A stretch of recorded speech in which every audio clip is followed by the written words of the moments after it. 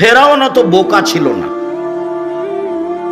পানি দুই দিকে দাঁড়িয়ে আছে, যেখানে পানির গভীরতা 1 কিলোমিটার সেখানে পানির পাহাড়ের উঁচুতা 1 কিলোমিটার, যেখানে পানির গভীরতা 10 কিলোমিটার সেখানে পানির পাহাড়ের উঁচুতা কত? 10 কিলোমিটার। পানি তো দুই দিকে দাঁড়িয়ে আছে। তো এই রাস্তা দিয়ে মুসা আলাইহিস সালাম চলে গেলেন। ফেরাউন চলে গেলে পানি জমা হয়ে যাবে না, যে এইটা ফেরাউনের বিশ্বাসের অভাব ছিল না, যেতেও পারে, কিন্তু সে এত ক্ষেপে আছে যে রাগের কারণে তার বুদ্ধি কমে গেছে। আপনি রেগে গেলেন তো হেরে গেলেন।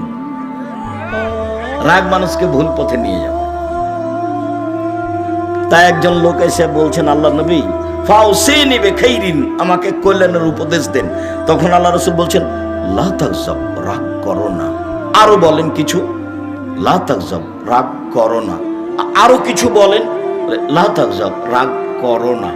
এই কথা রাসূল সাল্লাল্লাহু আলাইহি ওয়াসাল্লাম বারবার বললেন, হাদিস বুখারী। তো রাগের কারণে তার বুদ্ধি কমে গেছিল। সে যখন ভিতরে চলে গেল তখন তো পানি এক জায়গায় জমা হয়ে গেল। যখন জমা হয়ে গেল তখন ফেরাউন বলল, আমান্ত আল্লাহ ইলাহা ইল্লাল্লাযী আমানাত বিহি বানু ইসরাঈল, আমিও সে আল্লাহকে মেনে নিলাম যে আল্লাহকে বানু ইসরাঈল মুসা মেনে নিয়েছে। ওয়া আনা মিনাল মুসলিমিন, আমি একজন মুসলিম। এই কথা ফেরাউন বলল।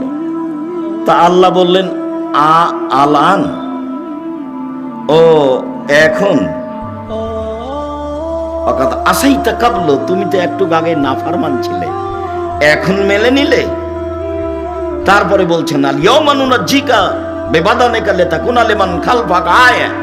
ফেরাউন, তোমার মুসলিম ঘোষণা দেওয়া তো বহু দূরের কথা, তোমার শরীরটা আমি চিরদিনের জন্য রেখে দিলাম, তোমাকে মানুষ দেখে উপদেশ গ্রহণ করবে যে ফেরাউন ছিল অত্যাচারী, স্বৈরাচারী, স্বেচ্ছাচারী, উদ্ধত, জালেম।